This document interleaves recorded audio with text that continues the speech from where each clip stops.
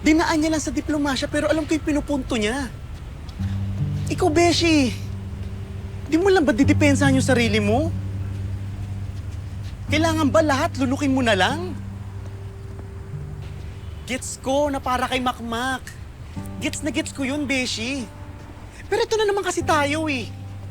Habang nagmamakaawa ka para sa kanya, eh hinayaan mo lang tapakan ka ng kung sino-sino. Ano gusto mong gawin ko? Sumigaw ako, makipagsuntukan ako? Di ba ikaw nga yung may sabi? Hindi puro dibdib yung gagamitin. Tsaka pag ginawa ko yun, ano mapapala ng pride ko? Mabibigyan ko ba ng coach si Makmak? Magkakaroon ba siya ng trainer? Pero hindi mo deserve na maliitin ka. Hindi mo deserve na tratuhin ka na parang may diferensya ka. Beshi, sanay naman tayo dyan. Nakakaloka kasi, Beshi. Kailan ba tayo hindi magiging punchline? Nakakapagod na. Beshi, pasensya ka na ha, pero... ngayon kasi hindi ko afford na ipagsigawan kung yung... ano ako.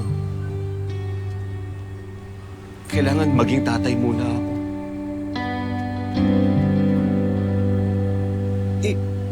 Isang coach lang. Basic, isang coach lang yung kailangan ni Makmak. Kahit sinong pwede kong lapitan, lalapitan ko. Hindi ako hihinto.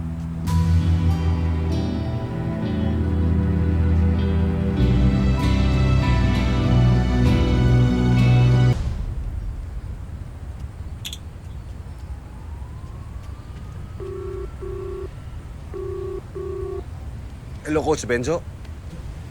Oo, salamat. Sinagot mo yung tawag ko, ha?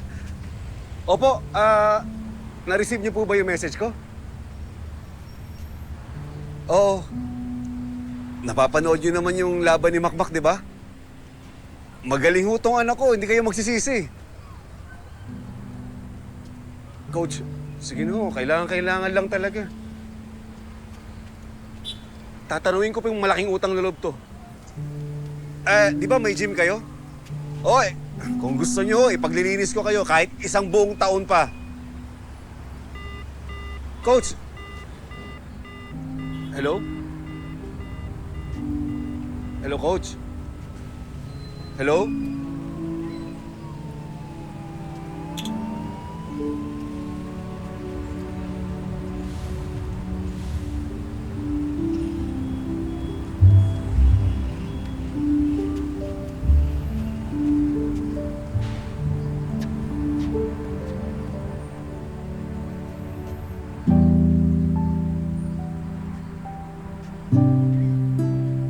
Mabibigyan ka nun, si Lais.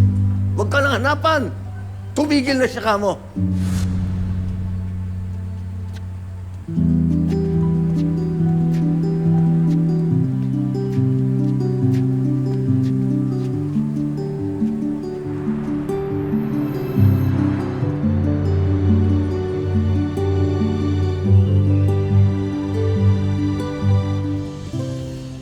Habang nagmamakaawa ka para sa kanya, eh hinayaan mo lang tapakan ka ng kung sino-sino. Ngayon kasi hindi ko afford na ipagsigawan kung yung ano ako. Kailangan maging tatay muna ako.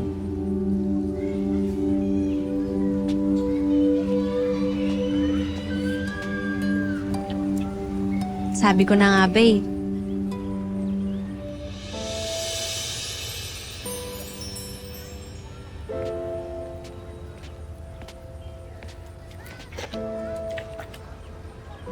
Kaya hindi mo ko nire-replyan kasi andito ka pala. Ganun ba ako ka-predictable? Medyo. Did you want to be alone? Hindi. Okay nga na nandito ka eh. Chloe. Pasensya ka na. Pasensya ka na dahil ang dami kong gustong gawin na kasama ka. Pero... Sa tuwing nangliligaw ako, tuwing sinusubukan ko, may panibagong problema na naman.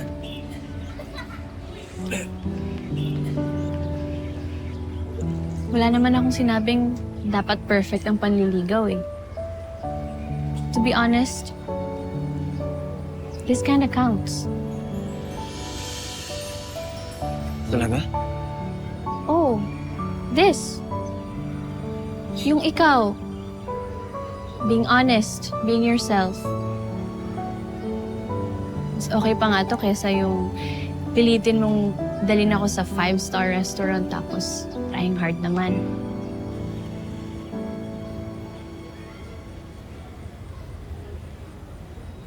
Okay ka lang ba?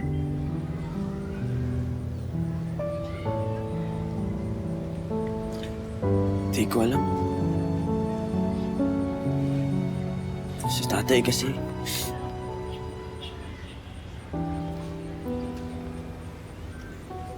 Nakita ko siya ng mama kaawa. Wala siyang pa kahit anong papagawa sa kanya. Gagawin niya lahat. Kayang lunukin lahat ng pride niya. Inis ako sa sarili ko. Dapat nga, galit ako sa kanya eh. Pero naawa ako.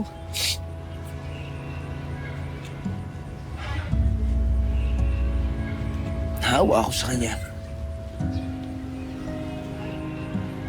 Pero ngayon, bakit na ako naawa sa kanya? This is still your dad.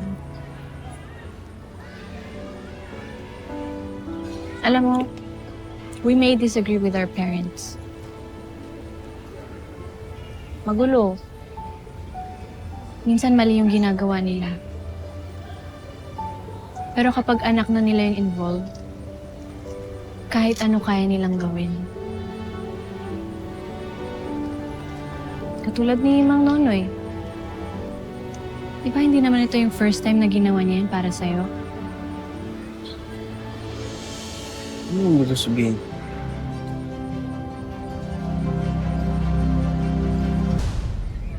Yung time na nagsuot siya ng gown. Di ba para sa'yo yun? Ano? Ano ibig sabihin? Hindi mo alam? Makmak, hinaharangan kasi ni Dad yung pagbabalik mo sa Guerrero team.